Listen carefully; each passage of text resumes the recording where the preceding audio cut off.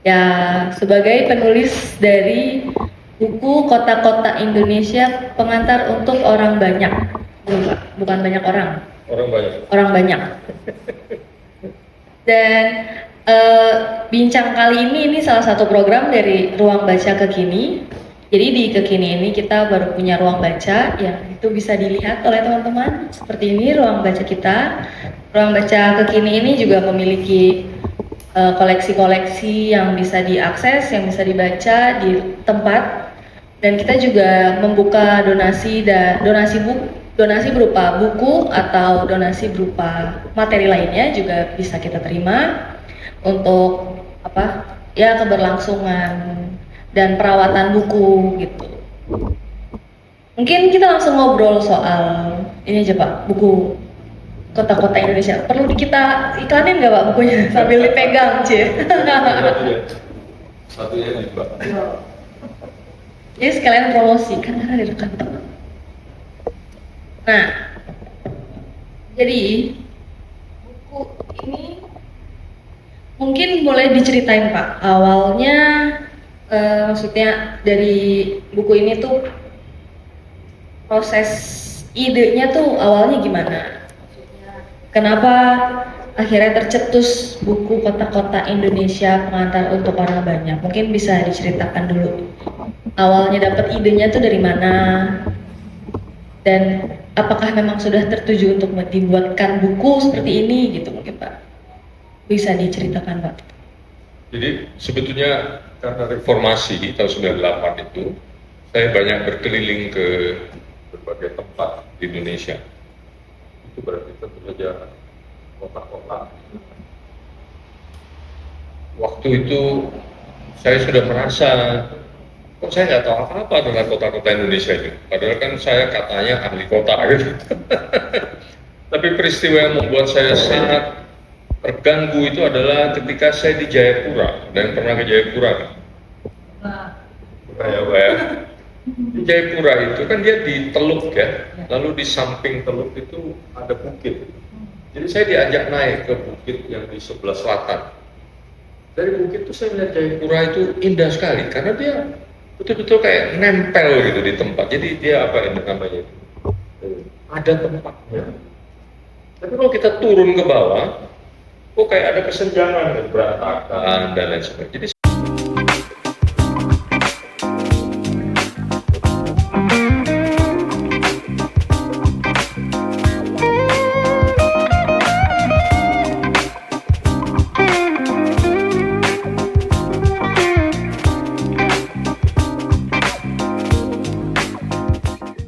saya merasa harus lebih tahu tentang kota-kota itu.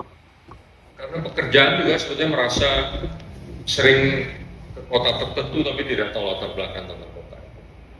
Lalu mulailah saya melihat teman-teman saya yang sibuk merencanakan kota. Tapi saya lihat dari cara mereka merencanakan kota ini, ya itu yang selalu saya bilang, terlalu banyak perencanaan tapi pengetahuannya nggak ada. Jadi merencana berdasarkan asumsi-asumsi yang sangat umum. Jadi mulailah saya merasa perlu belajar sebetulnya tentang kota-kota itu. Nah, sebetulnya juga karena saya merasa waktu itulah saya pertama kali ke Indonesia Timur, saya melihat sesudah reformasi itu orang bersemangat sekali. Terutama berkesan di saya itu orang-orang Sulawesi. Mereka itu bersemangat sekali menikmati kebebasan karena reformasi. Jadi semangat untuk maju, untuk berubah, untuk merebut nasib. Keren banget. Tidak, kalau dulu kan mengeluh, kebanyakan orang mereka enggak, ini kesempatan deh gitu. Nah lalu mulailah muncul ide menulis buku, tapi terus saya enggak kepikir sampai 3 jilid sih. Waktu itu malah sempatnya mikir nulis novel gitu. Ada draft juga, saya sempat ada draft, masih ada tuh saya sempat draft novel yang plotnya kira-kira menceritakan saya pergi ke tempat-tempat berbeda, lalu di situ terjadi cerita. Jadi begitu sih asal usulnya mengapa kemudian sejak 98, 2000 itu mulai mengumpulkan. Berarti prosesnya juga sudah cukup panjang ya Pak sebenarnya karena Ya. 98 saya masih SD tuh Pak. Proses. Sebagian belum lahir kali.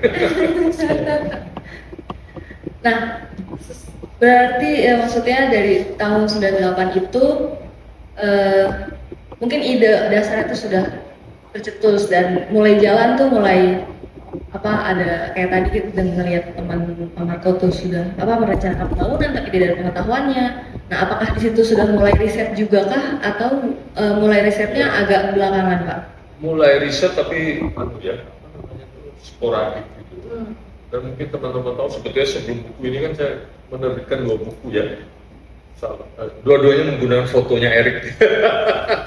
Yang pertama itu Jakarta Metropolis Tunggal Langgang, kumpulan tulisan tentang Jakarta, covernya karya Erik gitu. Kemudian yang kedua Kota Rumah Kita, covernya karya Peter Bielobrski, pemenang World Press Photo. Foto-foto dalamnya karya-karya Erik yang bagus sekali. Jadi kalau teman-teman masih ingat 2 buku itu, kalau nggak baca isinya nggak apa-apa, tapi yang penting lihat foto-fotonya itu. Nah, waktu itu memang lebih banyak kesibukan menulis artikel pendek-pendek yang bersifat komentari, kritik terhadap kota-kota, terutama Jakarta dan lain-lain. Sambil ngumpulin bahan-bahan. Tapi baru serius betul ngumpulin bahan itu kan kemudian kami teman-teman mendirikan Puncak Center for Urban Studies. Jadi ada wadah ya, kemudian saya pikir mungkin 2005 itu mulai serius itu meskipun tidak sebagai periset ya. Karena kan aktivis jadi kepotong-potong aja kalau ada peristiwa ini harus diurusin ini itu juga riset benar-benar kira-kira mungkin 2010-an baru riset beneran, kemudian menulis beneran itu menjelang COVID, ya, mulai menulis sebetulnya. Kemudian pas COVID itu nggak bisa kemana-mana menulis itu. Lahirlah ini. Lahir. Berarti pengumpulan datanya pun kan tadi sporadis dan juga mungkin secara timeline gitu Pak, kalau misalnya timeline gitu biasanya kan kalau orang riset kan timelinenya agak lebih runut mungkin. Jadi misalnya bulan ini misalnya ke kota mana dulu, bulan depan ke kota mana lagi gitu. Itu tidak seperti itu.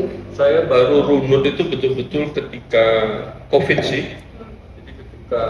Jadi waktu awal tuh pembagian babnya berbeda-beda. Jadi begitu COVID itu saya baru menemukan format ini. Lalu memutuskan ada sebagian bab yang berjudul kota, sebagian besar sebenarnya berjudul nama kota, tapi kemudian ada beberapa bab lain. Nah itu baru saya mantap itu kira-kira di awal COVID itu, atau sebetulnya sebulan sebelum COVID, karena sebulan sebelum COVID saya udah berkeliling lagi ke beberapa kota untuk menulis dengan serius, misalnya kota Solo, kota Mataram itu saya datang nih betul, tinggal di sana seminggu, Aceh juga. Nah, jadi selama COVID itu baru mulai menulis bab demi bab, mulai mendisiplinkan diri. Bulan ini saya harus beres bab ini, meskipun kadang-kadang sebentar-bentar loncat juga sih, karena namanya juga 20 bab ya. Ini banyak banget kan juga kota-kotanya tuh ada. Ya kita nyebutnya kota-kota Indonesia. Jadi di sini pasti berbagai kota tuh banyak gitu kan dibahas. Nah, faktor apa yang akhirnya membuat Pak Marco memilih kota ini saya masukkan ke dalam buku? Karena pasti kan risetnya ke lebih banyak kota pasti kan ya kan. Nah, misalnya kayak misalnya di Kalimantan, di sini kan baru hanya ada Banjarmasin yang masuk ke buku. Apakah kota-kota lainnya itu ada faktor-faktor tertentu yang bikin kayaknya belum cocok nih buat masuk buku atau gimana, atau faktor apa aja gitu loh Pak kira-kira? Jadi sebetulnya memang ambisinya lebih banyak gitu. Dan sebetulnya saya lanjutkan sekarang saya sedang mencoba menyusun buku yang kira-kira bisa disebut volume 4 gitu. Yaitu kota-kota di Sumatera.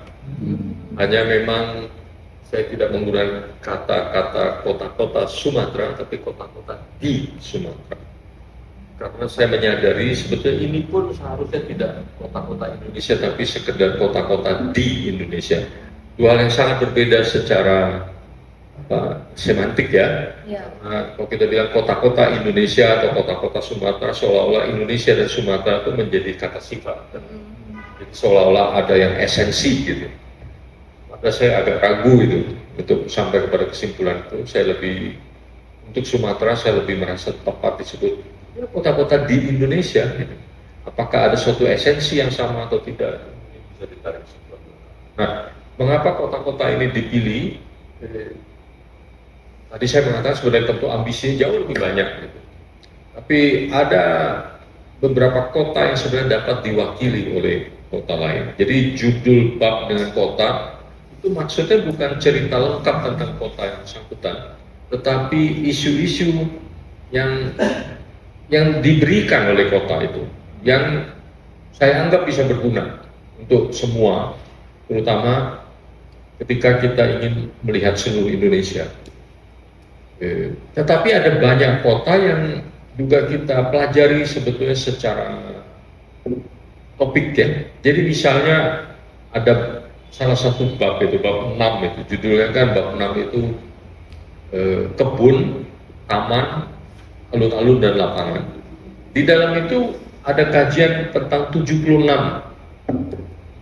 alun-alun. Sebetulnya 56 alun-alun di Jawa plus sekitar 16 alun-alun atau lapangan di kota lain, karena di luar Jawa tidak disebut alun-alun kecuali di Madura.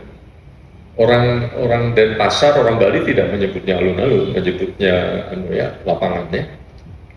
Nah itu berarti ada 70 kota yang dibandingkan ruang terbukanya itu. Ruang terbuka utama ya, kita ada alun-alun disebut alun-alun. Jadi ada juga kota-kota yang tidak menjadi judul bab yang dipelajari secara khusus untuk menarik isu-isu yang bisa berlaku penting untuk kota-kota lain. Tapi juga ada banyak kota yang disebut juga di dalam topik tertentu. Gitu. Itu ceritanya. Nah, tapi memang kemudian saya menyadari kota Sumatera harus dipelajari lebih banyak. Gitu.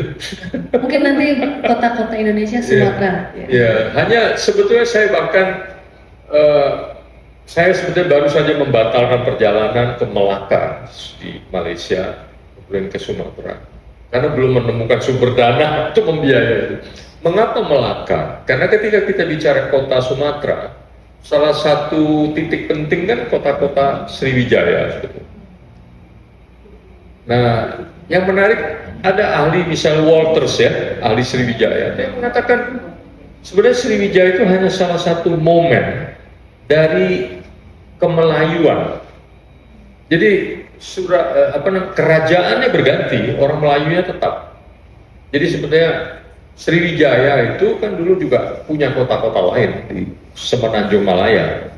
Bahkan ada prasasti Sriwijaya di wilayah Thailand dan lain sebagainya. Kemudian ketika Sriwijaya surut, ya orang Melayu membuat negara baru, sebetulnya dia bikinlah Melaka itu. Melaka surut, dia bikinlah Johor.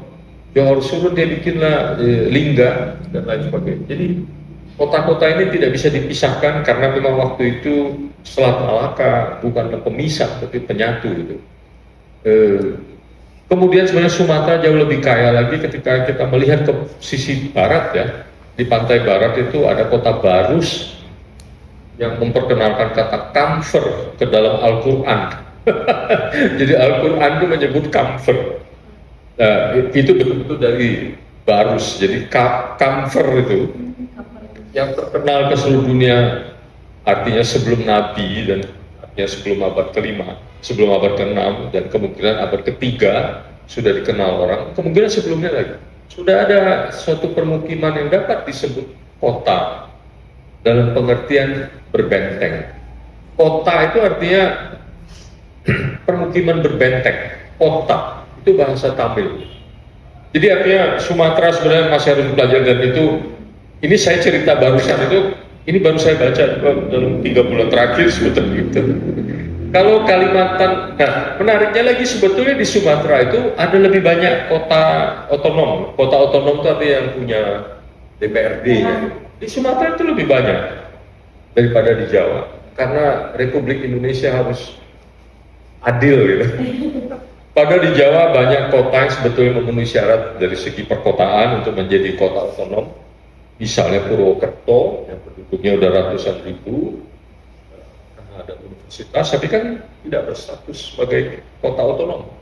Sementara banyak kota di Sumatera itu penduduknya cuma 100.000 menjadi kota otonom. Gitu. Jadi, tapi belakangan ini saya dengar angkanya hampir sama jumlah kota otonom di Jawa dengan di Sumatera.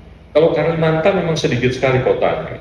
Jadi saya memang tadinya hampir mau menulis juga tentang kota Pontianak, tapi saya merasa sementara ini kota Pontianak isu-isunya dapat terwakili di kota Banjarmasin dari segi apa yang disebut kota dalam konteks wilayah yang disebut Kasupasun. Kasupasun itu singkatan dari kawasan Sungai Pasang Surut. Para ahli menyebutnya Kasupasun. Gitu. Meskipun Pontianak sebenarnya punya cerita yang berbeda selain hal itu ya, selain alamnya, yaitu di sana tentu saja dominasi masyarakat Tionghoa dan sebagainya. Itu kira-kira latar belakang mengapa memilih kota. Oke. Dari saya jadi terpikirkan ini sih Pak, maksudnya jadi teringat waktu itu pernah ngobrol sama teman saya soal Indonesia itu sendiri. Jadi kalau misalnya ditanya Indonesia itu apa sih, atau misalnya negara yang, karena kita dari Sabang sampai Merauke tuh kita banyak suku, banyak bahasa, dan kayaknya selain bahasa Indonesia kita tidak punya kesamaan yang dari ujung sana sampai ujung sini tuh yang semuanya sama gitu. Nah, dari riset kota-kota Indonesia yang sudah dijalani dan sudah terangkum di dalam 3 buku ini, kira-kira apa Pak? Adakah kesamaan yang bisa, kalau misalnya ditanya Indonesia itu apa sih? Dan itu bisa dijawab gitu. Nah ini yang sedang ditulis juga jadi satu buku terpisah lagi. Jadi sebenarnya proyek saya sekarang ini, saya sudah menulis edisi ikhtisar. Ikhtisar bukan ringkasan, ya beda. Kalau ringkasan tuh babnya sama, cuma tiap bab disingkat. Kalau ikhtisar itu tidak mengikuti struktur yang ada. Yang itu berusaha mencari benang merah. Itu memerlukan renungan yang lebih lama, tapi sudah mulai dikerjakan. Nah, ditanya persamaan dan perbedaan, tentu saja kita menjadi sebagian sama karena sejarah. Ya. Karena sejarah itu memperkenalkan beberapa tenaga yang mempengaruhi kota-kota, sehingga karena tenaganya sama maka kota-kota itu mempunyai unsur-unsur yang sama. Tentu saja yang paling terkenal adalah tenaga yang kita sebut kolonialisme, ya kan? Tapi kan sebelum itu ada tenaga-tenaga lain yang umumnya orang menyebut misalnya tenaga yang bersifat religius, gitu. Islam, Hindu, dan seterusnya. Misalnya salah satu yang gampang barangkali di kota-kota kita selalu ada ruang yang menjadi pusat yang kita sebut alun-alun atau lapangan dan sebagainya. Tetapi alun-alun ini sendiri mempunyai begitu banyak variasi yang lalu membedakan lagi kota-kota itu. Kota-kota di Jawa tentu saja mempunyai sejarah Hindu yang membentuk alun-alun itu. Dan kemudian alun-alun ini sebenarnya diadopsi oleh Islam. Jadi misalnya kota Islam yang pertama dibangun dari nol, tidak ada apa-apanya, tapi menerapkan alun-alun adalah Banten, sebetulnya Banten lama. Karena apa? Karena Banten sekarang disebutnya Banten lama gitu. Padahal dulu ketika dia dibangun dia baru. Karena Banten lamanya ada di selatan, dekat Serang namanya itu, kan dulu kerajaan Banten sebelum menjadi Islam itu disebut Banten Girang ya. Kita nggak tahu apakah Banten Girang ada alun-alun atau tidak ada informasi. Tapi ketika Sunan Gunung Jati memerintahkan anaknya Hasanuddin menjadi sultan pertama di Banten, dia diperintahkan membuat kota yang sekarang menjadi Banten lama itu. Dari situ mereka membentuk masjid di sebelah barat alun-alun dan istana raja di sebelah selatan alun-alun. Hanya lalu ada cerita detail sultannya kalau Kalau bersidang ternyata membelakangi laut, menghadap ke gunung. Kalau nggak salah saya tulis dulu di sini, bisa dibaca. Nah, ini berbeda dengan kota-kota Jawa yang lain kan, karena di kota-kota Jawa yang lain itu sudah ada alun-alun gitu. Jadi masjid ditaruh di situ, alun-alun sudah ada. Tapi kalau di Banten itu alun-alun memang dibentuk dengan sadar di atas lahan yang kosong yang tidak ada sebelumnya. Jadi ada perbedaan-perbedaan. Kemudian Banten ini ditiru oleh Aceh menurut sebagian ahli, dan kemungkinan juga Makassar dan sebagainya di Sombaoko, bukan di Makassar. Jadi saya mau mengatakan ada tradisi yang terus gitu. Ada yang tentu tidak gitu. Tetapi juga kemudian apa yang diteruskan dan yang tidak ini tingkatnya berbeda-beda ya. Kalau kita yang klasik kita kenal baik kota Jawa kan Solo dan Jogja. Dengan bukan hanya alun-alun itu, tapi ada porosnya, gunung. Nah, buku saya juga mau koreksi, poros itu bukan utara selatan. Hanya dari 76 alun-alun ke lapangan kita kaji itu, hanya ada 4 atau 5 kota yang alun-alunnya betul-betul utara selatan, sisanya tidak. Sebetulnya adalah ke gunung. Yang arahnya ke utara selatan itu karena nggak ada gunung di dekatnya. Jadi sebenarnya ke gunung. Dan ke gunung itu bukan Hindu. Ke gunung itu adalah warisan Austronesia. Ya, yang muncul kembali dengan sangat hebat di Majapahit. Ketika Mataram Jawa, kemudian entah kenapa tahun 1000 itu bubar, pusat orang Jawa pindah ke Jawa Timur, itu tiba-tiba keyakinan, kepercayaan pada leluhur itu muncul dengan kuatnya, terutama antara lain dalam hubungannya dengan kepercayaan pada gunung. Dan kemudian muncul kembali tentu saja di Jogja dan di Solo. Ya. Alun-alun di Trowulan yang sekarang bisa direkonstruksi dengan cukup tepat. Alun-alun di Trowulan itu beda dengan alun-alun di Jogja, karena alun-alun di Trowulan sampai sekarang itu masih lebih seru seperti di Bali dan di Lombok. Alun-alun itu terletak di salah satu sudut dari perempatan yang orang Bali menyebutkan Catuspata.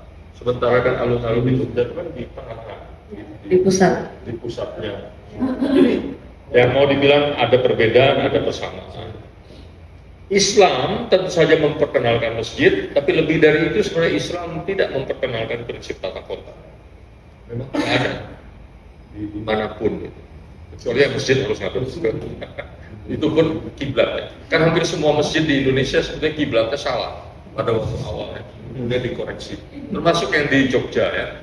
Masjid Agung Jogja itu baru dikoreksi kiblatnya oleh Kiai Haji Ahmad Dahlan pada tahun 20-an itu. Karena sebelumnya itu ya ngikuti suku itu. Jadi selain itu Islam tidak memperkenalkan. Nah, orang mengatakan tentu saja ketika Solo dan Jogja itu didesain, itu kan sudah Islam, dan namanya juga Sultan. Tapi tatanan di dalamnya itu sangat Hindu. Jadi ada kesinambungan. Lalu Anda bisa lihat di seni pertamanan kita. Nah, seni pertamanan adalah hal yang menurut saya hal besar dan penting yang saya merasa juga baru belajar dan saya tuliskan dengan panjang lebar, karena menurut saya itu panjang sekali tradisinya, mulai dari, nah ini mungkin yang banyak yang tidak tahu, kita bisa mengenali taman pertama kita itu warga Indonesia ya, ada di Palembang yang disebut di dalam Prasasti Talang Tuo. Prasasti Talang Tuo itu meresmikan kebun. Tapi prasasti itu menyebut jenis-jenis tanamannya dalam bahasa Melayu kuno yang masih bisa dikenali.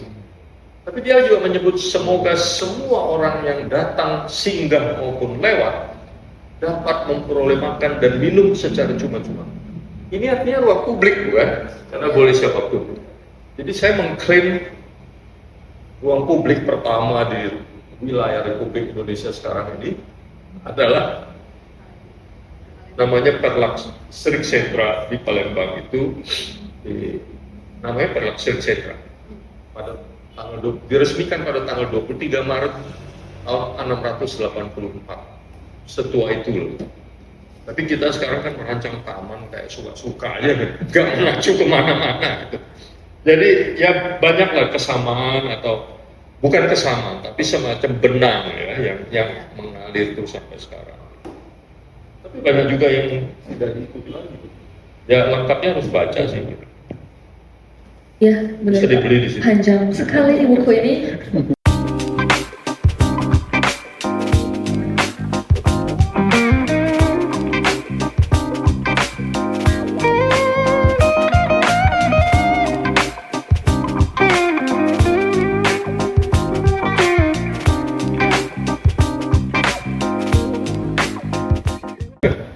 Asasi alam tua bagi bapak. Buka bab 6. Ya, saya kutip. Nah, karena tadi sempat bilang kalau misalnya kayak di beberapa daerah itu bisa terwakilkan isunya dengan kayak misalnya contohnya tadi di Kalimantan. Kayaknya kalau sekarang mungkin lebih kompleks nih Pak Kalimantan, karena ada IKN dan apa ya? Mungkin tidak jadi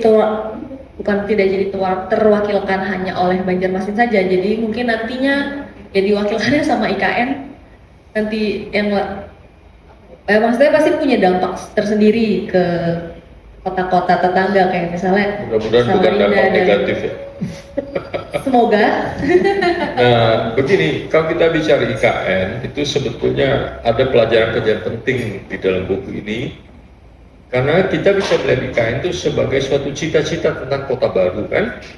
Sebenarnya kita punya sejarah kota baru. Tadi saya sebut Banten lama itu sebenarnya adalah kota baru. Kemudian di Lombok, sekarang dia apa namanya itu terkelilingi oleh kota Mataram. Tapi sebenarnya di dalam kota Mataram itu dulu ada kota yang sangat berbeda yang disebut Cakranegara. Yang polanya sangat jelas. Tapi bukan sekedar pola yang sangat Hindu, tapi juga secara geografis dia sangat baik.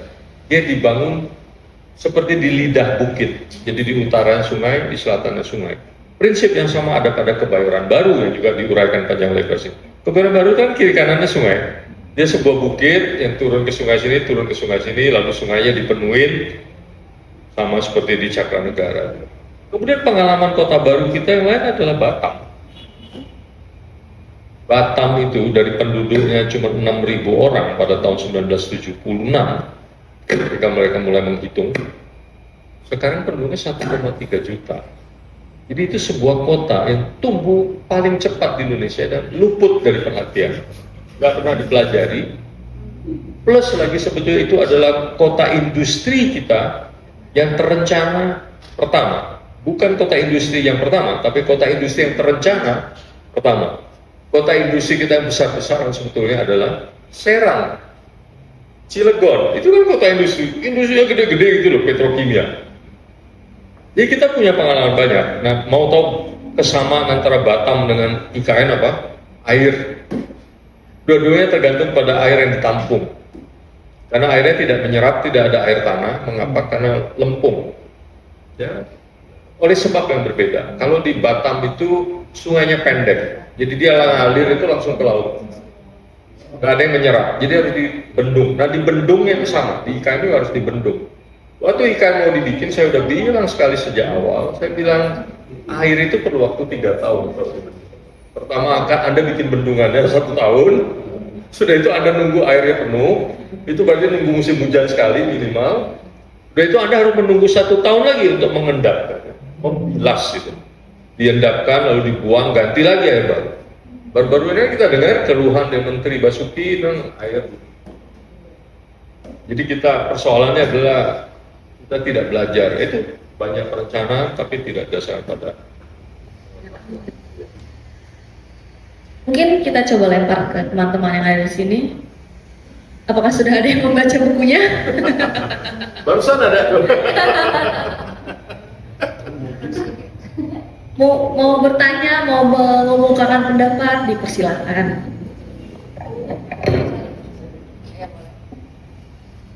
Halo, selamat sore. Sore Mas. Saya Ali dari Bekasi.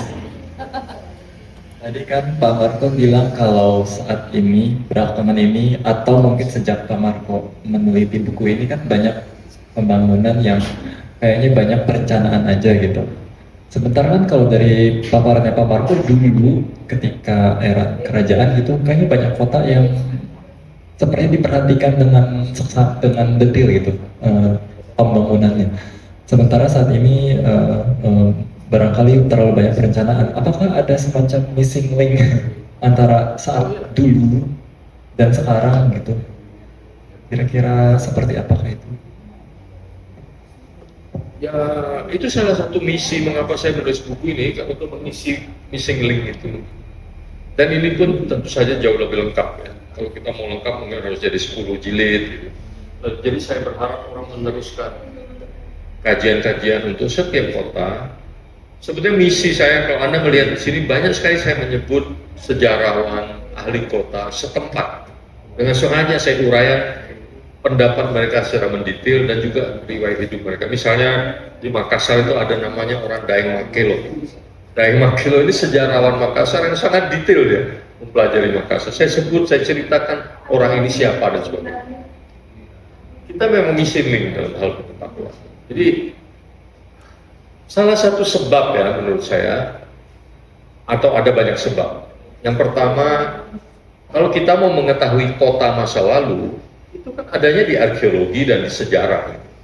Nah, para arsitek kan tidak bergaul dengan arkeolog, tidak bergaul dengan sejarawan gitu. Saya kebetulan bergaul sama JJ Rizal. Lalu sebetulnya teman-teman mungkin baik saya cerita bahwa orang yang sangat berjasa membantu saya adalah Pak Yunus Atmo, arkeolog itu loh. Pak Yunus, kok saya lupa nama belakangnya, mohon maaf. Disebut juga di sini. Ucapan terima kasih. Saya bilang, Pak, saya mau tahu tentang kota-kota Indonesia di masa lalu. Suruh datang ke rumahnya, dia udah siapin belasan buku. Nih, bawa aja katanya. Jadi makanya saya terbawa itu, makanya saya sampai menemukan prasasti Talangtuwo. Tentu saya bukan saya menemukan prasasti, tapi membaca ulang, kaget-kaget saya. Loh, ini tentang taman dong, taman pertama. Lalu sekarang kita bikin taman tuh kan kayak nggak ada aturan ya kan, yang penting ada tulisan gitu, untuk ada aksara untuk apa, foto-foto gitu.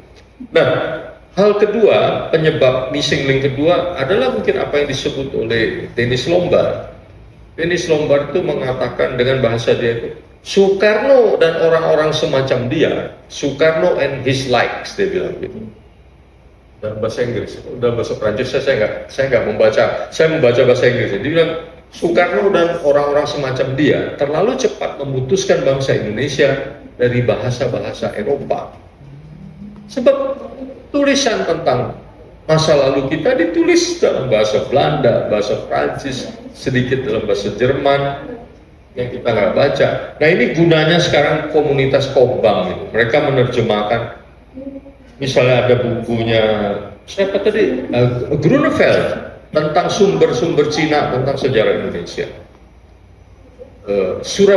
Sriwijaya itu yang menulis Gede. Untuk Gede akhirnya udah diterjemahkan juga ya dalam bahasa Inggris dan sebagainya. Dennis Lombard yang menulis sangat bagus tentang sejarah pertamanan Indonesia, pendek banget tapi sangat, dalam bahasa ilmiah itu disebut seminal. Seminal itu artinya menentukan pengkajian-pengkajian berikutnya. Sudah diterjemahkan ya oleh Kobam ya, yang judulnya Taman-Taman di Jawa, ya, Jardin à Java, bahasa Prancis ya. Mereka terjemahkan dalam bahasa Inggris dan Indonesia. Karena saking pendeknya, kalau cuma satu bahasa terlalu tipis, akhirnya dua-duanya dimuat, Inggris dan bahasa Indonesia. Padahal saya sebenarnya mau kritik Kobam, mestinya terjemahkan dari bahasa Prancis ya. Karena kalian pakai bahasa Inggris, terjemahannya mixing dari bahasa Inggris, bahasa Prancisnya Lombard gitu. Lombard almarhum ya, istrinya masih hidup. Itu kan kita nggak baca, apalagi para arsitek. Mohon maaf nih, ada arsitek nggak di sini? Apakah pernah baca Taman-Taman di Jawa oleh Dennis Lombard, seorang sejarawan? Sebetulnya dia ahli Aceh, tapi juga dia menulis tentang Banten.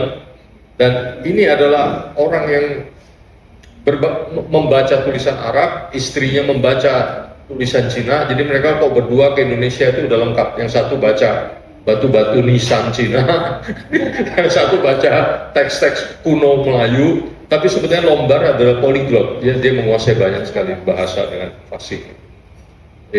Itu sebab kedua mengapa kita terputus dari Sebab ketiga, sebetulnya seluruh universitas dan pendidikan tinggi kita sampai sekarang ini masih bersifat developmentalis ya. Belajar itu tujuannya untuk membangun, untuk mencari kebenaran. Sering sekali dalam kesempatan book talk seperti ini, ujung-ujungnya orang tanya, bagaimana Pak mengatasi macet gitu? Bagaimana? Ya tadi dia juga tanya, bagaimana ke IKN itu? Jadi kan tujuannya tuh kayak ini yang disebut developmentalisme ya. Seolah-olah segala pengetahuan tuh nggak ada gunanya kalau tidak dipakai untuk pembangunan gitu loh. Itu sebab loh. Lah kalau Anda belajar, saya nggak tahu, misalnya kan tidak semua orang bisa melihat kalau kita membahas Srik Setra, taman pertama di Indonesia, itu sebenarnya bisa berguna juga untuk merancang taman kan? Karena di situ tanamannya jelas. Apalagi kalau Anda melihat taman yang di Aceh itu, yang disebut Taman Gairah, sisa-sisanya masih ada. Tentu saya tanamannya udah nggak ada. Tapi itu diuraikan di Bustanus Salatin. Bustanus Salatin itu ditulis tahun 1630-an di masa Iskandar Muda, diselesaikan oleh Iskandar Tani, taman itu. Dan di dalam buku itu disebut 75 jenis tanaman. Ada di dalam buku ini dalam bahasa Melayu kuno. Kemudian sebagian teman-teman sudah menerjemahkannya ke dalam bahasa Aceh, bahasa Indonesia, dan bahasa Latin. Ada belasan yang belum. Saya berhasil menemukan 3. Karena saya tanya aja teman-teman yang menjadi jagawana ya di hutan Meratus itu. Saya bilang, ini kamu tahu nggak ini tanaman apa ini? Ini bahasa Melayunya. Oh ya, ini sejenis mangga, ada masih di Kalimantan katanya. Dikasih nama Latinnya. Sekarang kalau Anda pergi ke taman di Jakarta ini, nggak tahu di sini ada nggak taman-taman? Emang ada jenis kita tahu, dikasih tahu tuh tanamannya apa? Hampir nggak ada. Kecuali kalau Anda pergi ke kebun raya. Ya. Lalu yang penting dari taman itu, kalau kita baca Perlak Srik Setra, kemudian juga di Bali, di Lombok, ada dimensi etik. Bahkan ketika Perlak Srik Setra di dalam Prasasti Talantu itu mengatakan untuk semua orang yang singgah maupun lewat, semua makhluk gitu, yang singgah maupun lewat mendapatkan makan minum cuma-cuma, itu kan dimensi etik gitu. Ada tujuan, bukan sekedar indah-indah yang adalah tujuan estetik. Justru prasasti itu nggak menyebut sih apakah taman itu didesain dengan prinsip estetik atau apa, nggak tahu lah ya gitu, nggak ada datanya. Kemudian para ahli agama Buddha dari rumusan prasasti itu bisa mengatakan ini adalah Buddhisme aliran ini dan itu. Ada di buku saya, cuma saya nggak hafal, makanya saya nggak berani nyebut. Tapi di buku ditulis dengan teliti. Bukan sekedar Mahayana atau Hinayana, tapi cabangnya lagi itu disebut. Dan mereka menyebut formula ini berarti sang raja membuat taman ini sebagai bakti untuk mendapat berkah. Jadi tujuan etik kan, yang hampir nggak ada di dalam taman-taman kita sekarang. Tentu sekarang lumayan ada diperkenalkan kembali tujuan etik yang bersifat ekologis. Jadi apa tadi saya mau mengatakan bahwa kita ada keterputusan pengetahuan itu karena kita tidak bergaul dengan arkeolog. Kita maksudnya para arsitek atau para perencana kota ya, tidak bergaul dengan arkeolog, tidak bergaul dengan sejarawan, dan bias itu loh, developmentalisme. Apa-apa itu dipelajari hanya untuk pembangunan. Makanya saya itu terus terang sudah menulis buku ini malah khawatir gitu, karena kalau kita tidak mengembangkan ilmu pengetahuan demi ilmu pengetahuan itu sendiri, kita nggak akan maju-maju loh, karena semuanya cuma untuk bisa berbuat sesuatu dalam pengertian pembangunan. Itu ya, menjawab nggak Mas? Kalau misalnya modern, Direkam. kalau misalnya modernisme itu sendiri berpengaruh nggak terhadap link yang hilang tersebut? Misalnya gini, kan kalau misalnya mungkin negara di luar Indonesia, terutama Barat gitu kan, punya alur modernisme gitu kan yang barangkali terstruktur, sementara mungkin di Indonesia ngelihat, oh ini modern nih, jadi ngikut gitu. Apakah hal yang ikut-ikutan terhadap modern itu termasuk perlahan menghilangkan link tersebut? Ya, ya itu saya rasa sebab lainnya yang memang harus disebut. Tapi saya menyebutnya, sebetulnya kolonialisme itu menyebabkan pertumbuhan kita kan mengalami apa yang kita bisa sebut stunting budaya gitu. Pertumbuhan kita kan terputus gitu ya. Makanya kita menjadi berbeda dengan negara-negara yang kira-kira kebudayaannya itu tidak terputus. Jepang, Cina, bahkan Thailand yang mengalami kolonialisme tapi tidak betul-betul dijajah. Dan celakanya modernisme itu dalam hal kota, modernisme, urbanisme, jadi paham tentang kemodernan, paham tentang kekotaan, itu datangnya bersamaan dengan kolonialisme. Itu yang menyebabkan kita kesulitan gitu, untuk mengevaluasi apa yang datang, apa yang menimpa kita itu secara matang. Saya ingat, saya ceritakan juga di sini pengalaman dengan penari atau koreografer Pak dari Solo, Sentap, bukan ayahnya Melati Suryo Darmo, ayahnya apa nama depan itu Suryo Darmo. Ya, kan ayahnya Melati Suryo Darmo. Dia itu cerita, dia sebetulnya cuma mengalami masa Jepang ya. Jadi dia lahir masih kecil, Belanda udah pergi. Tapi dia bilang ketika dia umur belasan, jadi menjelang remaja itu, dia merasa kesulitan di Solo itu untuk merasa kota adalah ruangnya dia. Dia merasa ruangnya dia itu cuma kampungnya itu. Begitu dulu ada di kampung itu, ya misalnya katakanlah pergi melihat jalan Slamet Riyadi di Solo itu merasa asing. Merasa ini bukan ruang kami, pribumi. Itu ruangnya orang Belanda, ruangnya elit gitu.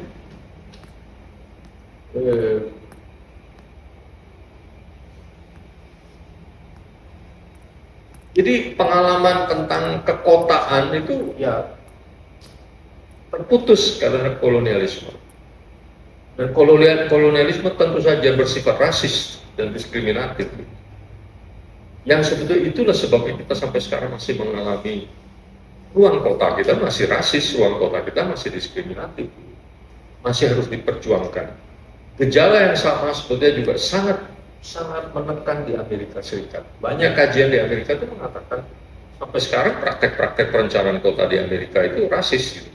Sadar ataupun tidak, terlembaga dalam praktek. Kebayoran Baru itu Anda pikir dirancang untuk siapa? Nggak ada buat pribumi itu. Sorry, harus dikoreksi. Kalau di buku ini disebut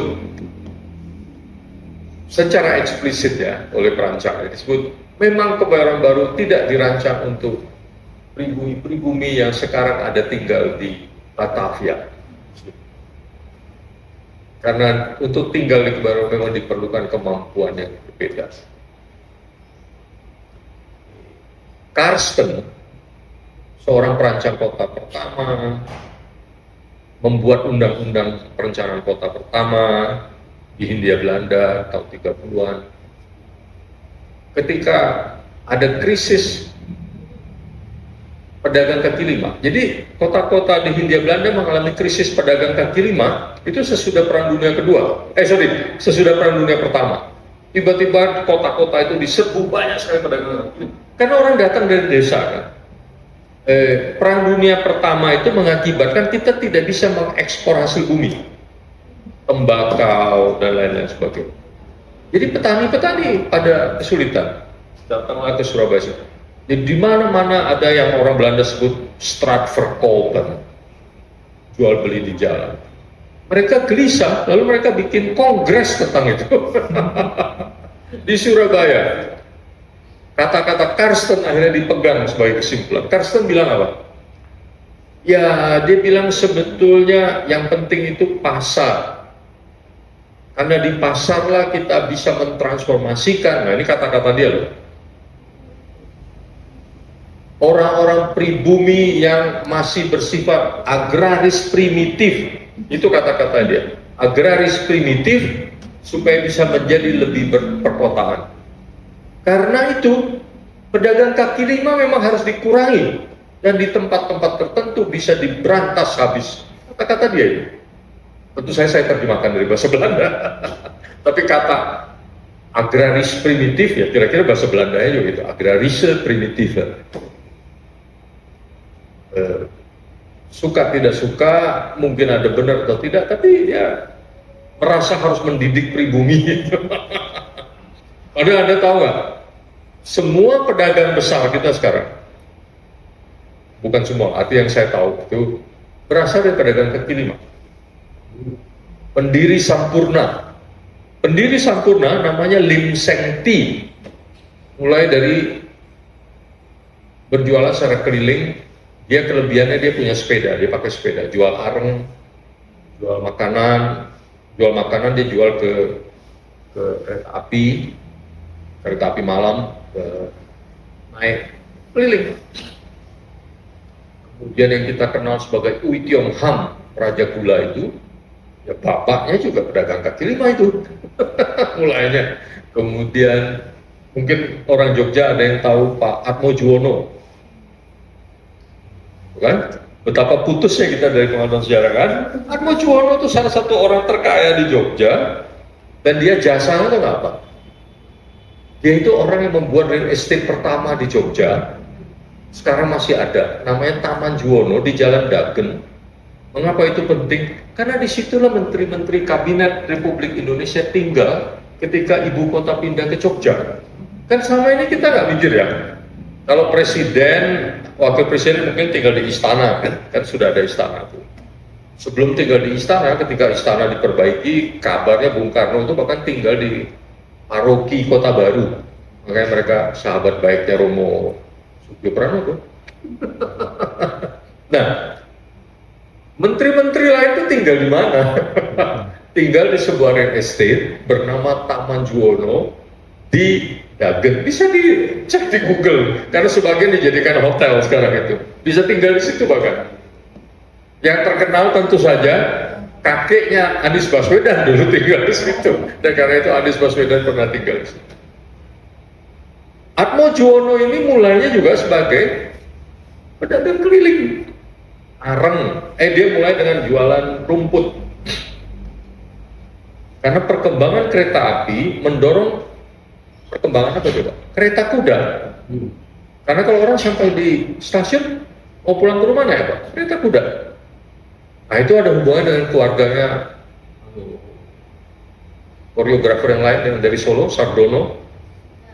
Kakeknya Sardono itu mendapat gelar Raden Ngabehi karena dia sukses membuat kereta kuda.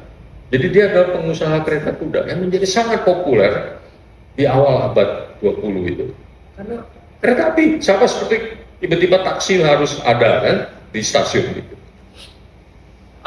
Atmojuwono itu pedagang batik akhirnya, kaya raya, menyumbangkan masjid yang sangat bagus yang didesain oleh Karsten katanya, tapi tidak dipastikan, di Jalan Langenastran Lor di Jogja. Bagus banget.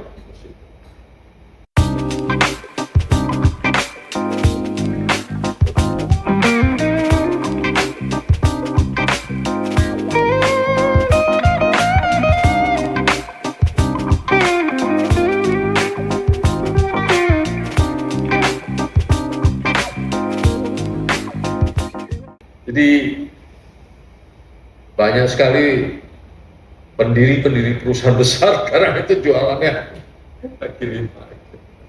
Bukan hanya yang Cina, kan? Tapi juga yang Jawa dan saya juga banyak lain. Jadi artinya pedagang kaki lima adalah suatu tradisi yang sudah lama, tapi karena Perang Dunia Pertama itu membludak, itu lalu mereka tiba-tiba hadirlah pandangan kolonialis yang merasa harus mendidik pribumi. Lalu, dan kebetulan arsitek ini adalah perancang banyak sekali pasar Pasar Gede, Pasar Beringharjo, Pasar Johor, dan lain-lain sebagainya. Pasar apa? Ilir 16 di Palembang itu juga Karsten. Konflik-konflik of interest seperti itu mungkin disengaja, mungkin tidak, gitu ya. Tapi kejadiannya. Mengapa saya cerita sampai segini? Saya lupa. Kolonialisme. Hah?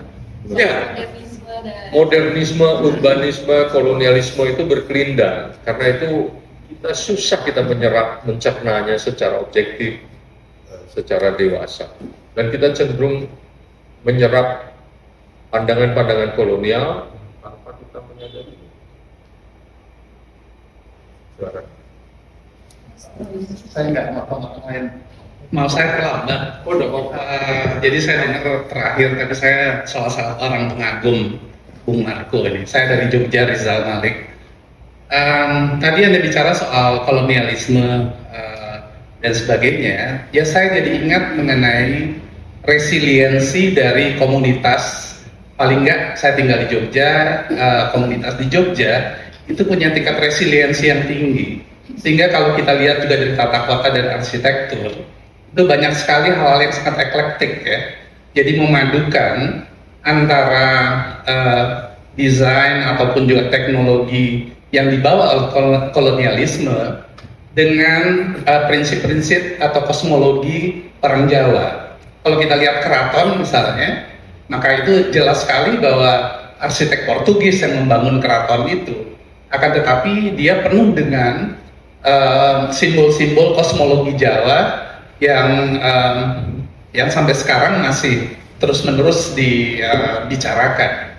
Nah, maksud saya adalah bahwa kita tentunya waktu Anda bicara soal keterputusan itu, kita lihat banyak kota-kota di Indonesia sebetulnya memiliki kemampuan resiliensi, katakanlah, atau kemudian menemukan eklektisme ataupun juga jalan tengah.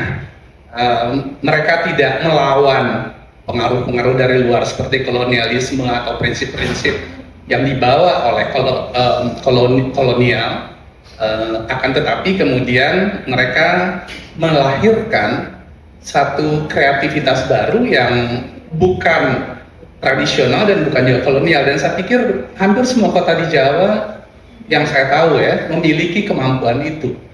Komentar Anda gimana, Bung Marco? Terima kasih. Oh, bahkan di buku ini, terima kasih sebelumnya Mas Rizal, udah lama nggak ketemu, saya tahu. Cuman agak pangling sih tadi, karena kita udah sama-sama tua. Kalau kita bicara kreativitas bangsa kita, saya tidak. Masalahnya kalau kita melihat ke sejarah yang panjang kan kita nggak bisa bilang ada bangsa Indonesia waktu itu ya. Yang ada adalah orang Jawa, orang Sumatera, orang Makassar dan sebagainya. Orang Sumatera aja ada kerepotan, makanya saya kesulitan menulis buku berikut tentang kota-kota Sumatera. Karena itu saya menggunakan kata kota-kota di Sumatera, karena saya belum merasa menemukan ada benang merah. Semua kerajaan besar Sumatera tidak pernah mengklaim menguasai seluruh Sumatera. Kalaupun seluruh, itu hanya seluruh pesisir Sumatera. Sampai sekarang ya orang Gayo nggak ngaku orang Aceh. Orang Aceh itu orang pesisir aja katanya. Tapi anyway, kalau kita pergi jauh ke belakang, kreativitas itu selalu ada. Di buku ini misalnya di bab candi, ada bab candi. Karena menurut saya ada dua bab, yang satu candi dan satu masjid, yang menurut saya mengandung prinsip-prinsip tertentu yang kemudian mempengaruhi kota kita. Nah, di candi itu Pak, ada uraian tentang motif kain. Aneh ya? Ini serba kebetulan, saya punya teman ahli tekstil, lulusan New York University, yang biasanya tiap tahun melulus 2 orang.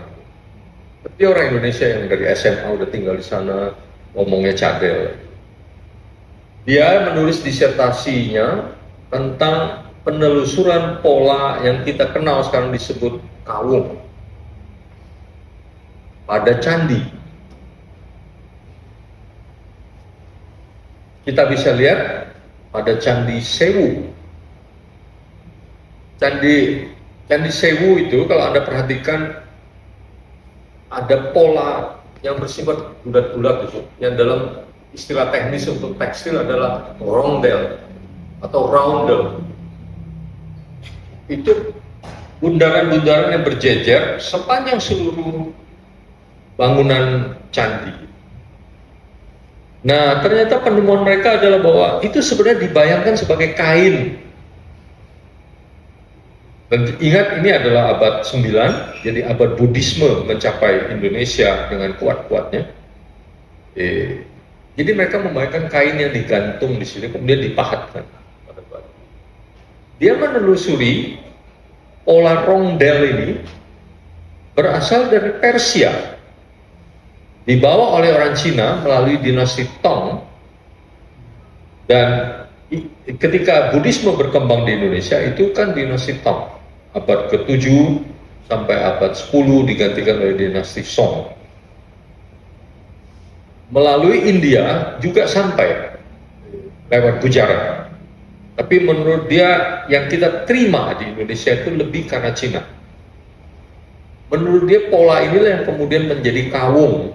Jadi kan beneran loh, tadinya bersisian, kemudian di overlap. Kemudian kalau di overlap 4, itu yang menonjol ininya, nah itulah jadi kawung gitu. Jadi dia bilang, ya ini tidak bisa dibilang meniru, tapi ini mengadaptasi dan mengubah ya. Kreativitas tentu saja ada.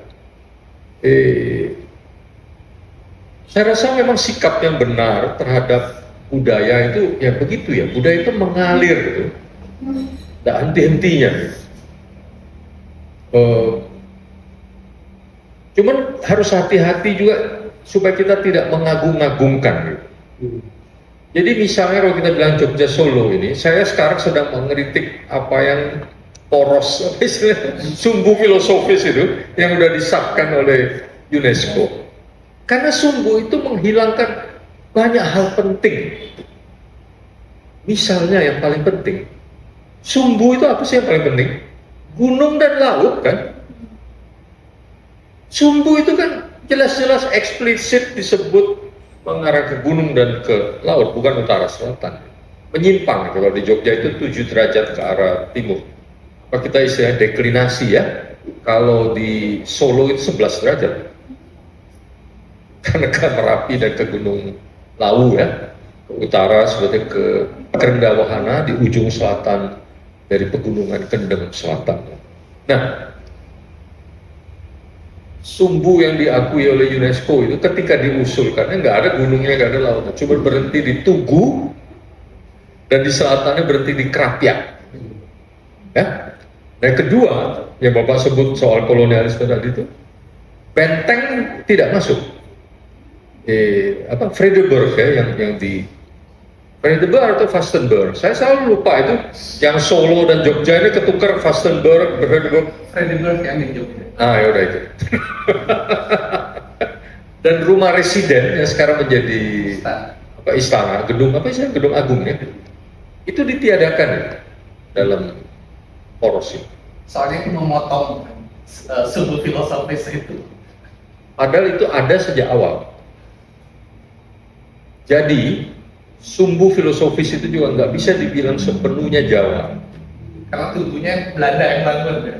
Sudah menurut saya Jogja dan Solo itu sudah pola feodal kolonial sekaligus. Yang di Solo itu kan memang muncul mitos ya, bahwa tadinya itu agak ke barat, terus katanya Pakubono sekian, Pakubono II atau 4, mendapat wangsit supaya dipindahkan lebih dekat ke Bengawan Solo. Tapi sejarawan Solo sendiri, Profesor Santoso ya, masih mengajar di Solo di dia ketemu saya, dia bilang, itu nggak benar Mas Warko. Itu dipindah ke situ karena permintaan Belanda.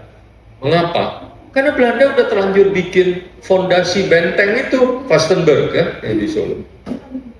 Jadi dia bilang, deketin sini, biar kita mudah mengawasi sebenarnya. Dan karena itulah sumbu itu kan deket ya. Kemudian ada rumah residen juga persis seperti di Jogja. Arsiteknya sama, Pangeran Mangkubumi, yang kemudian tentu saja menjadi Hamengkubuwono I. Nah, proses reduksionis seperti ini saya agak menentang ini, karena menurut saya tidak sehat. Gitu. Seolah-olah mau memurnikan apa yang murni di kota. Kota itu selalu peranakan. Jadi kalau kita bicara soal percampuran, di kota itu sangat nyata itu. Kota adalah percampuran. Juga ada hal lain yang menyebabkan kita harus menahan diri dalam mengagung-agungkan rencana Solo dan Jogja. Raja-raja Jawa itu tidak pernah memikirkan permukiman rakyatnya di luar benteng. Di dalam benteng itu cuma dibagi-bagi, pangeran itu di sini, pangeran itu di sini, silakan bangun sendiri. Di luar, di Sumbu itu ada pasar Beringharjo, terus ada benteng, pasti karena kompromi dengan Belanda. Kemudian ada permukiman untuk orang asing, termasuk orang Cina, tentu saja di sekitar pasar. Rakyatnya sendiri kita nggak pernah baca itu di peta itu. Kecuali justru yang di Cakranegara, yang di Lombok itu. Makanya itu penting banget. Cakranegara itu, tolong teman-teman lihat, kalau teman-teman zoom sekarang, masih kelihatan polanya sangat tegas berbeda dengan sekelilingnya yang sudah kayak menelan dia itu. Itu polanya bukan hanya keraton di mana rumah pangeran putra mahkota biasanya, alun-alun. Kemudian yang masih ada tentu saja puranya, Pura Mayura itu sekarang. Kemudian tamannya masih ada. Sementara keratonnya, dalam proses menulis buku ini, saya baru menemukan petanya pertama kali. Dan itu saya literally, bahasa Jakarta Selatan, literally itu saya loncat dari kursi. Karena orang selama ini bercerita tentang keraton yang pernah ada di Cakranegara itu, tapi nggak ada gambar, karena dihancurkan Belanda kan, 1894. Saya menemukan buku yang ditulis oleh tentara yang menyertai ekspedisi itu, dan peta itu diterbitkan dalam buku itu tahun 1895, bayangkan. Dan peta itu high resolution, makanya ada di peta ini, di buku ini, lihatlah. Nah, di situ perumahan rakyat itu digambarkan dan menyatu dengan organisasi sosial. Jadi misalnya satu blok itu adalah satu unit organisasi masyarakat Hindu waktu itu di situ. Ada namanya disebut. Yang sebagian masih dipakai di Bali seperti nama-nama Banjar atau Karang dan sebagainya. Ada di situ.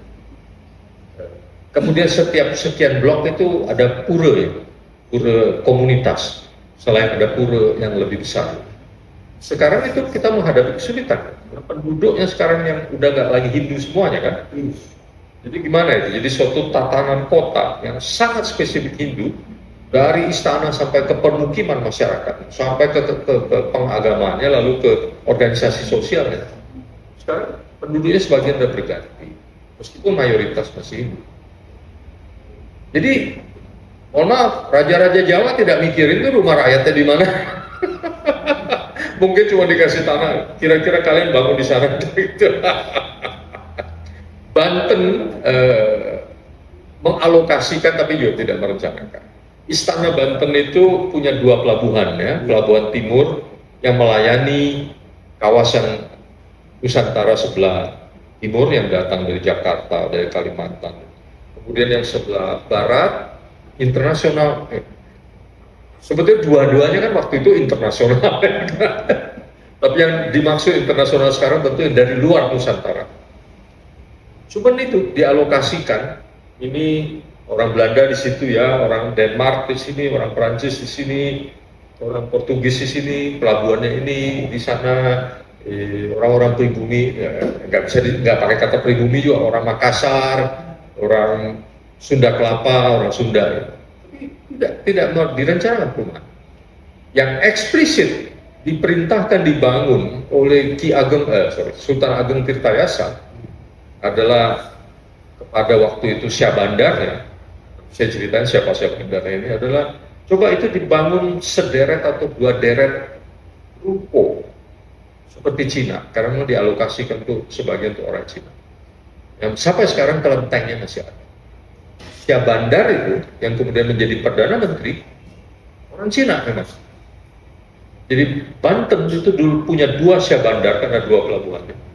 Dua-duanya Cina. Kemudian dia diberhentikan oleh putra Ki Ageng Tirtayasa yang diperalat Belanda. Terjadi perang. Kemudian kemudian dipecat ini Syah Bandar ini. Sultan Ageng Tirtayasa mengambil kembali tatahnya untuk melawan Belanda. Terus si orang Cina ini diangkat jadi Perdana Menteri dia. Ketika mau kalah, pesan dia adalah ya kira-kira saudara Kyatsu, ada nama Jawa, kan dikasih nama gelar Raden apa. Saya ini kan tidak bisa menyerah, jadi saya akan bergerilya, saya akan kembali ke Banten Girang ke pedalaman. Kamu silakanlah pergi. Gitu. Lalu sejarah mencatat Kyatsu ini menjadi Syah Bandar di Cirebon, menjadi pedagang biasa aja. Gitu. Jadi ya itu cerita lain lagi. Tapi intinya tidak ada itu rencana perumahan rakyat itu nggak ada. Kecuali yang menarik yang di Cakranegara. Nah Cakranegara ini Bapak Ibu yang menarik juga. Ini seperti kalau teman saya menyebutnya TKP yang dilupakan, tempat kejadian perkara. Mengapa? Disitulah ditemukan pertama kalinya salinan kitab Desa Warnana itu, Negara Kertagama. Bukan salinan pertama ya, kita nggak bilang pertama, tapi ada juga yang bilang memang itu yang pertama. Tapi intinya pertama kali ditemukan salinan 1894, karena ketika Belanda datang menghancurkan semua pura itu sempat dibuatkan petanya, makanya ada petanya di sini. Tapi pada saat yang sama ada arkeolog yang menyertai, namanya Brandes, menemukan itu. Begitu mereka menemukan ini, saking gembiranya, barang bukti ini dibawa, diteliti habis-habisan, hanya dalam waktu kurang dari 1 tahun, udah terbit ahli aksaranya di majalah Belanda waktu itu. Tetapi PKP itu sendiri Cakranegara ini nggak diteliti sebagai kota Hindu, karena mereka sibuk meneliti Trowulan kan, karena kitab sebenarnya namanya Desa Warnana itu menyebut di Pupu 13 itu dengan sangat rinci kota Trowulan itu seperti ini seperti itu. Jadi mereka sibuk pergi ke Trowulan meneliti ini, lupa meneliti Cakranegara. Pada Cakranegara sangat jelas kota Hindu, lebih jelas daripada apa yang ada di Denpasar sampai sekarang, di Denpasar atau Bali sampai sekarang, ini sangat jelas ini. Ya, gitu cerita. Jadi apa ya namanya? Ya sorry, silakan. Terima kasih. Selamat menarik dengan presentasi. Saya kemarin sedang belajar terus mengenai umat Muslim. Saya tadi langsung tersentak begitu menguatkan begitu stunting budaya. Ini dia ngetren. Dan dalam urbanisme sangat terasa. Saya kebetulan termasuk yang super stunting. Tidak semua. Pertanyaannya adalah, ini kebetulan saya sendiri ini bermakna itu teman-teman di Fakultas Ilmu Budaya ini dengan zaman digital ini dia ingin nggak tahu saya apakah sadar diri atau apa, dia mencoba memasukkan literasi budaya sebenarnya dengan pendekatan digital. Saya belum tahu kontennya, cuma langsung tersentak waktu Bung Marco mengenai stunting budaya. Pertanyaan saya adalah, kalau sebagian besar, maaf saya udah bilang sebagian besar, atau paling tidak saya lah ya, yang sangat super stunting budaya, itu entry point untuk mendalami itu. Saya menawarkan karena sedang belajar di sini perkotaan. Tadi benar waktu Bung bilang kota itu lose out banyak hal. Sehingga dengan kita belajar kota, di situ mungkin apa? Jadi bagaimana entry point kita ya kalau startingnya kita nungguin gratis makan sih atau gimana? Maksud saya itu Kita perlu makan siang gratis di bidang budaya. Kita perlu Kira-kira supaya nggak stabilnya hilang tuh ya. Kira-kira entry point-nya di mana? Ya. Terima kasih. ya saya pikir ya semua cabang ilmu perlu berusaha keras. Ya. Entry point-nya bisa dari mana? Saya dari mempelajari kota. Hal ini pun baru bagi saya. Jadi kesadaran ini yang tidak tertulis justru adalah hasil dari menulis buku. Kesadaran dari sejarah kota kita menjadi tahu kita ini stunting budaya. Lalu saya pikir-pikir ini kayaknya berlaku untuk banyak hal lain ya, gitu ya. Terus tiba-tiba kita tertimpa oleh modernisme. Kalau soal modernisme saya belajarnya memang agak lama. Saya sadar bahwa yang saya selalu bilang itu gini, kita jangan begitu saja tertimpa modernisme. Kita harus menyikapi modernisme. Sebetulnya modernisme itu kan artinya sebenarnya paham tentang apa yang modern. Jadi sebenarnya itu udah sikap. Kalau modernitas itu mungkin bersifat objektif. Kalau kita anggap modernitas dari abad 18 adalah akibat dari industrialisasi dan lain sebagainya, perkembangan teknologi. Tentu saja sebelum itu kata modernitas sudah dipakai juga untuk menghasilkan apa yang kita sebut sekarang Renaissance. Sebelum Renaissance mungkin lain-lainnya. Bahwa modernisme, karena ada kata isme, sebetulnya harus berarti sesuatu yang kita kembangkan terhadap apa yang objektif itu. Kita harus kasih makna sendiri. Tapi sesudah menulis buku ini saya merasa, wah, memang agak gawat sebenarnya starting. Ya, tentu saja ilmu-ilmu lain harus memperjuangkannya dengan cara yang sama. Apa boleh buat? Menggali lebih jauh ke dalam. Menggali lebih jauh ke belakang, dan jangan juga harus membebaskan diri dari developmentalisme itu loh. Jangan apa-apa itu harus berguna untuk membangun sesuatu gitu.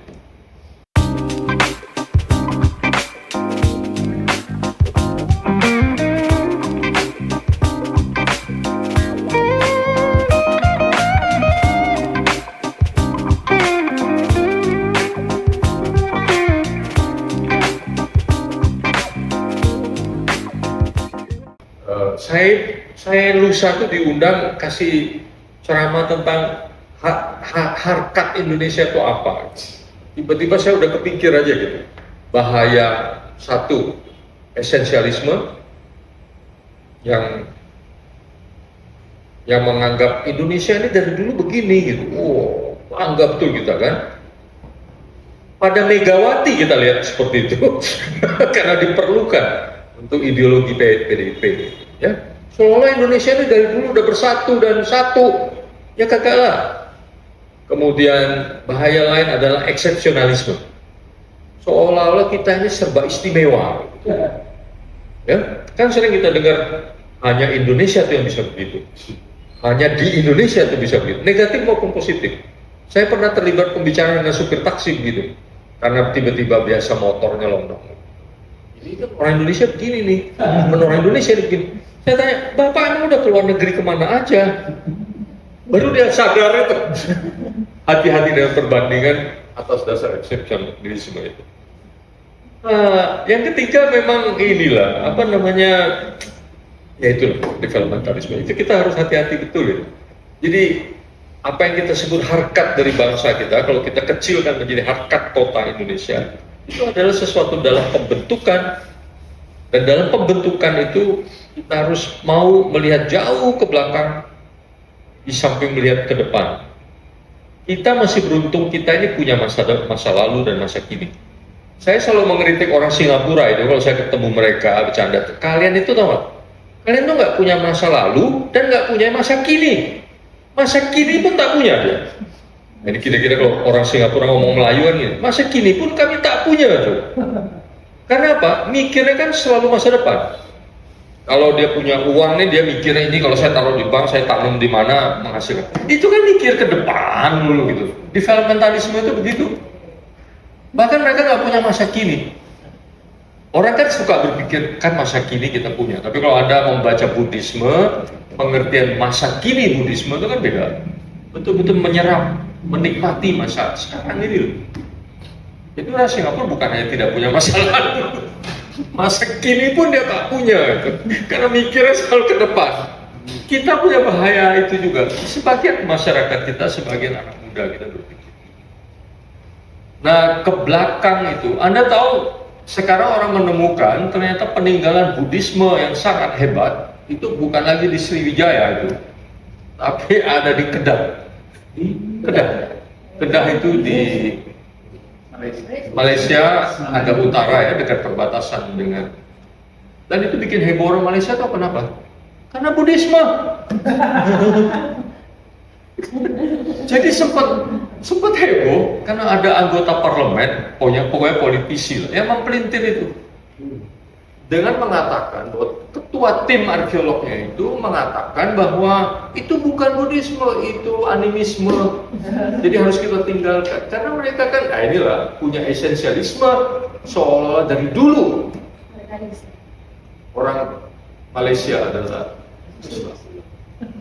Jangan lupa hikayat yang mereka banggakan itu namanya kitab sejarah Malaka itu atau sejarah Melayu. Itu kan diurutnya sampai ke Iskandar the Great. Mengapa Alexander the Great? Alexander the Great disebut dalam Al-Quran, bukan?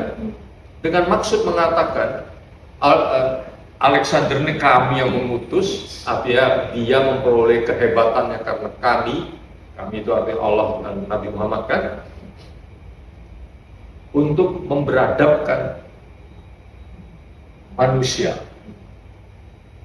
Tapi kan kalau nggak salah, mohon maaf saya bukan Muslim. Kalau nggak salah kan Quran pada akhirnya mengatakan, tapi jangan sombong, orang ini bisa sukses karena kami. Ya gitu.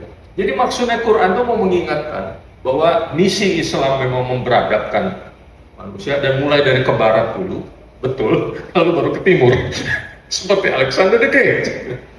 Nah, bayangin ketika raja-raja Malaka ini, ketika harus membangun narasi tentang sejarah dirinya, ini di Quran, ini disebut Alexander the Great ini, yang punya darah raja tentu saja kan, karena dalam Quran kan tidak disebut lagi raja-raja lain kecuali Sulaiman dan Daud dan sebagainya, tapi yang cukup dekat ini, tahun 300 sebelum Masehi kan. Tapi bayangkan itu, sejarah Malaka itu, kitab Melayu itu menyebut Alexander the Great itu adalah nenek moyang mereka. Dan seolah-olah implisit Alexander the Great itu sudah Islam. Tapi tentu saja kitab sejarah Melayu ini harus disebut sebagai metafor dalam hal banyak hal. Sebetulnya dia cuma mau mengatakan orang Melayu ini keturunan Indianya ada, keturunan Baratnya ada, bahkan keturunan Raja Laut. Karena kami pelaut. Jadi pendiri Malaka itu adalah salah satu putra lainnya jadi raja di Minang, kemudian raja di Palembang sesudah Sriwijaya runtuh ya, itu kan kira-kira abad 13-14. Salah satu putra dari putri laut. Jadi mau mengklaim diri, kami adalah bangsa pelaut, kami mempunyai darah barat, India, semua bangsa-bangsa yang hebat itu, kecuali Cina. Padahal kalau menurut catatan Mahuan, yang merajakan Raja Malaka itu adalah Cheng Ho. Itu disebut di kitab ini, di kisah perjalanan Mahuan. Karena dibilang ketika admiral datang ke tempat ini belum bisa disebut kerajaan. Dia hanya dipimpin oleh seorang kepala, chief, kepala suku. Dan dia mengeluh karena sering diganggu oleh Raja Siam. Tentu saja, ya. Jadi Cheng Ho meminta raja, jadi Kaisar Ming waktu itu, Yongli, menulis surat kepada Raja Thailand, jangan ganggu mereka. Mereka di bawah perlindungan kami. Dan kemudian Cheng Hi memberikan beberapa peran topi, ikat pinggang, dan menyebutnya raja. Itu eksplisit disebut. Dan ini diperkuat dengan apa yang disebut kronik Cina. Dan Cina itu kan tiap dinasti punya kroniknya. Dan itu nggak bisa dibantah, itu karena dicatat betul itu. Jadi kalau dinasti Tang, menurut saya disebut Tongxi, buku atau kitab dinasti Tang. Ada kitab dinasti Song, ada kitab dinasti Ming. Dicatat kapan Raja Melaka datang ke temu raja, ada juga kapan ketemu ke Beijing, ke ibu kota waktu itu di mana, tapi tidak ketemu raja karena raja bilang cukup sampai di sana aja, nggak usah repot-repot dan sebagainya. Tercatat banget. Yang disebut hanyalah salah satu putri dari Raja Melaka itu menikah dengan putri Raja Ming, kira-kira begitu. Saya belum selesai meneliti ini. Jangan-jangan sikap antipati terhadap Cina itu mulai di situ. Ya, ada sesuatu. Tapi ini mau mengatakan Pak, sejarah kita itu ternyata panjang banget. Gitu. Tapi sikap-sikap tertentu mungkin menghalangi kita untuk mengakui itu sebagai apa namanya, pusaka, gitu, sebagai sesuatu yang mengalir di dalam darah budaya ya, bukan darah. Silakan Bu, maaf. Saya cenderung ceritanya banyak karena ya ini 1700 halaman. Saya nggak berhenti nih ceritanya. Dan menikmati pula.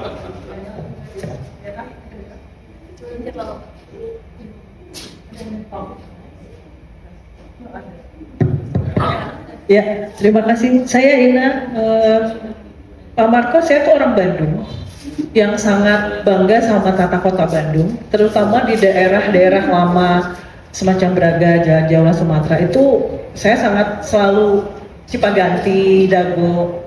Menurut saya itu tata kotanya yang sangat, menurut saya ya Bandung banget gitu. Karena Bandung teh apa? Karena dengan ciri khas jalan yang besar, kemudian bangunan-bangunan tua Belanda yang masih ya beberapa masih terawat, sekarang udah mulai jadi alih fungsi. Kemudian dengan pohon-pohon yang rindang, jadi kita enak banget jalan gitu. Nah, saya baru tahu kalau Pak Marco bikin buku kota-kota di Indonesia, kemudian juga akan membuat buku kota-kota di Jawa. Ini mungkin langsung aja, Sumatera. Nah, saya mau minta pendapat Pak Marco saja. Ini kan saya mau berkunjung ke beberapa kota yang memang, apalagi kota bentukan Belanda, itu kan sama semua gitu. Menurut saya ya, kayaknya kalau bahasa anak sekarang vibe-nya tuh sama gitu loh. Ya pasti jalannya seperti itulah. Ada di sini misalnya di alun-alun itu pasti ada tempat pemerintahan, ada penjara, ada pasar, pasti selalu itu. Nah dari proses Pak Marco menyusun buku ini, ada nggak kira-kira tata kota yang khas Indonesia sekali gitu? Saya nggak tahu ya, ini bahasa saya bukan orang arsitek, jadi saya ngerti yang benar-benar khas Indonesia yang memang tradisional dari dulu sampai sekarang, ada nggak kira-kira yang masih terjaga selain yang tadi Bapak bilang di Lombok ya?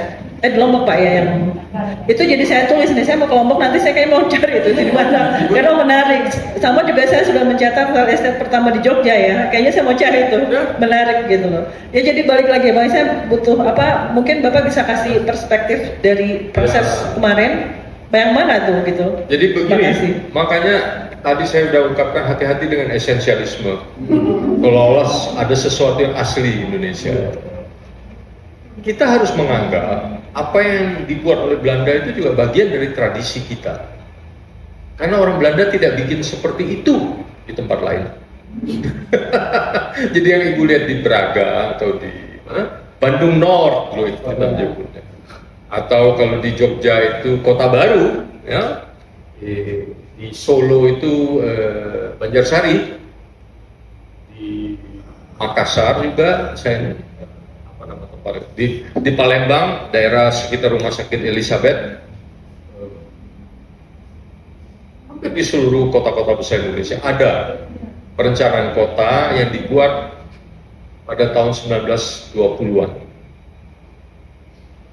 Memang kelihatan bagus. Di Semarang terkenal Candi Baru gitu. Tapi kalau Anda melihat buku ini, membaca buku ini ya, pertama tentu faktor bagusnya itu khas Indonesia menurut saya. Dalam pengertian tidak ada di tempat lain yang persis seperti itu. Tapi kedua jangan lupa loh, di balik kebagusan itu ada diskriminasi, ada rasialisme.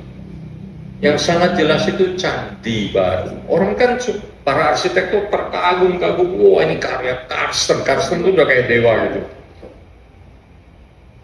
Candi Baru yang Anda lihat itu adalah rumah-rumah orang kaya di punggung-punggung bukit. Jadi kan dia kayak jari gitu, punggung-punggungnya. Lembah-lembahnya itu apa? Lembah-lembahnya itu perumahan pribumi. Dan mereka membuat peta yang terpisah itu. Ada peta yang ya. Nah ini ada gambarnya. Karena ini di mana ya? Jadi suatu ketika saya diundang ke Semarang, belum lama, ketika buku ini sedang di layout oleh grafik di sana, oleh Iwang dan Tita. Terus saya pergi ke Semarang, saya nginep di hotel. Ini saya naik ke puncak atapnya itu karena makan paginya di situ. Saya lihat pemandangan ini, kayaknya saya kenal. Ini pernah lihat foto ini di mana? Dan itu betul ada foto lama, desainnya candi baru. Tapi dari titik pandang saya itu kemudian saya melihat lembah itu, pribumi dulunya, dan di atas itu perumahan besar-besar. Sekarang lahannya masih besar-besar, tapi menjadi hotel, termasuk hotel tempat saya bilang. Dua-duanya mengalami pemadatan. Ya, yang pribumi menjadi padat, Lempong Sari dan lain-lain. Kemudian di atas juga memadat. Tapi kan yang di bawah ini mau dipadatin bagaimanapun juga kan tidak akan membahayakan yang di atas. Tapi yang di atas kalau makin padat itu bisa membahayakan yang di bawah. Diskriminasi di semua proyek-proyek yang Ibu sebut bagus itu. Rapi, tertib dan lain sebagainya. Bandung itu dikunjungi arsitek terkenal Belanda, Berlage. Berlage itu pelopor arsitektur modern di Eropa yang kelahiran Belanda. Dia terkenal karena dia membuat Amsterdam Zuid, Amsterdam Selatan perluasan, yang sekarang menjadi elit juga. Waktu itu sih sebenarnya agak dimaksudkan sebagai untuk orang rata-rata campuran. Dia datang ke Hindia Belanda tahun 1927. Dia bilang, saya di Bandung diajak keliling oleh Schumacher atau Karsten, melihat apa yang sedang mereka bangun Bandung North, yang bagi saya kelihatan seperti suatu Witterstad. Ada yang mengerti bahasa Belanda? Witter, putih. Ini kota putih. Saya tidak tahu persis sebenarnya apakah yang dia maksud adalah maksudnya kota putih dalam pengertian kulit putih, atau memang rumah-rumah waktu itu dicat warna putih semua. Sebab di Afrika Selatan ada Stellenbosch, yang universitas yang di selatannya, di dekat Cape Town, itu kota universitas yang juga rumahnya putih semua. Tapi saya menduga Berlage itu maksudnya menyindir, ini kota putih semua. Mengapa itu terjadi juga perlu dia pahami dan ada di buku ini. Dan itu yang sekali lagi maksud saya kita harus, kalau istilah dalam ilmu kehantuan itu apa namanya, exercising ya, kita mesti exercising ourselves itu, untuk melihat hal-hal buruk dalam sejarah kita. Kota-kota itu dibangun, jadi begini, karena tahun 1903 mulai keluar undang-undang desentralisasi. Nah ini kan juga orang tidak tahu, orang bingung. Ada terakhir mahasiswa doktoral tuh, jadi Indonesia sudah mengalami masa desentralisasi. Iyalah, pada tahun 1903 Belanda mengeluarkan yang namanya desentralisasi, undang-undang desentralisasi, namanya undang desentralisasi. Karena desakan dari kota-kota supaya sama seperti keluhannya sebelum desentralisasi 98. Ini kota-kota sedang berkembang, masa kita dikit-dikit masih nunggu keputusan dari Batavia? Kasih kita kekuasaan, kita putusin, keluarlah itu. Apa dampaknya? Kota-kota boleh mempunyai penghasilan sendiri kan? Dan harus menyelesaikan masalahnya sendiri juga. Antara lain masalah perumahan. Sumber penghasilannya hanya dua waktu itu. Satu, pasar. Kedua, tempat pemotongan daging. Kita sekarang kok aneh, hanya dua itu penghasilan. Itulah sebabnya mengapa ketika Karsten bilang pasar harus diperbanyak, sementara dia menikmati rezekinya sebagai arsitek. Karena kota-kota para birokrat itu mendukung. Oh iya, pasar harus diperbanyak karena pasar sumber penghasilan. Kalau Anda pedagang kaki lima kan nggak menghasilkan dana untuk pemerintah. Dan di buku ini ada data tentang pasar di Surabaya yang sangat lengkap. Dari tahun 19 berapa sampai 1904. Bahkan ada juga jumlah pasar pada tahun 2020-an ketika teman saya riset. Itu kelihatan banget peningkatan penghasilan dari pasar. Kita punya data loh, jumlah pasar pada tahun 1920, 1925, ada berapa gitu di Surabaya. Terutama Surabaya menarik karena Surabaya itu banyak sekali pasar swasta. Beda dengan Jakarta. Di Jakarta hampir semua pasar milik pemerintah. Itu jadi ada apa namanya itulah bias itu ya yang saya sebut kolonial ya.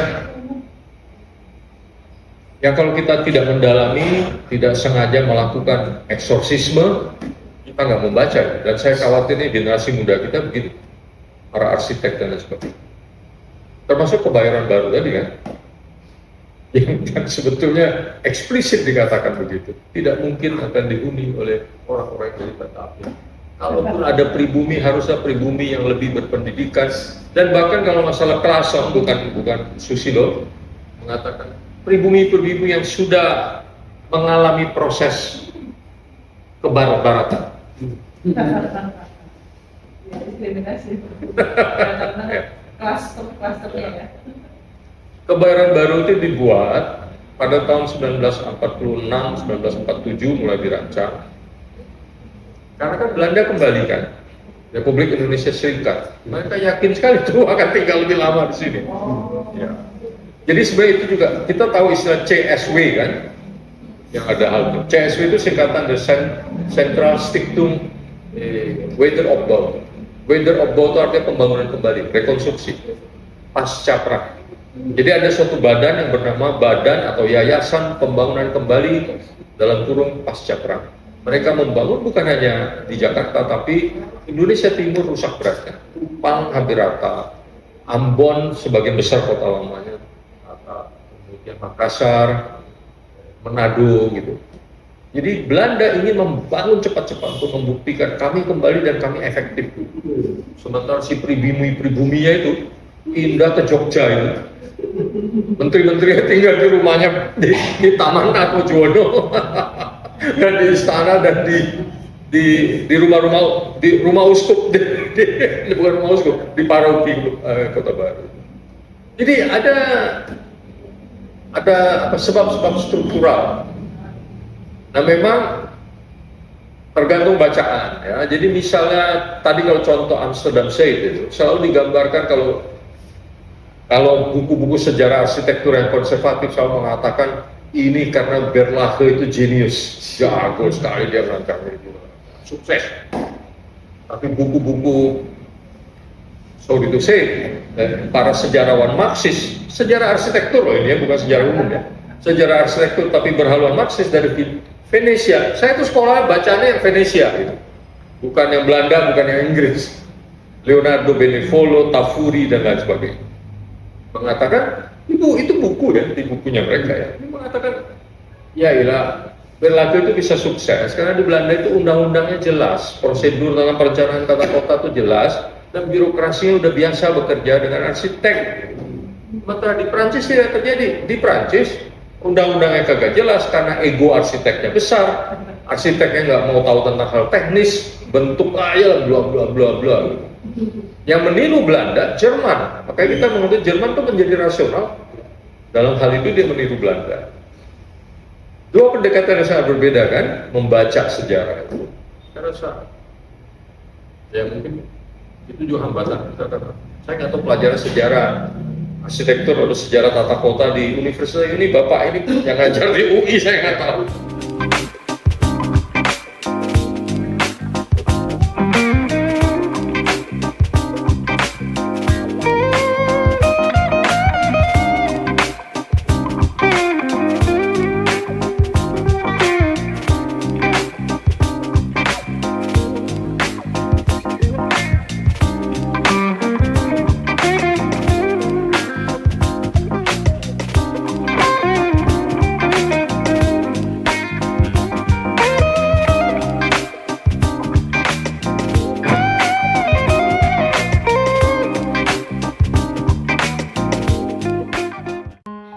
Ayo nambah pengetahuan sejarah bergabung di channel WhatsApp Kobam. Untuk bergabung, silahkan scan barcode ini.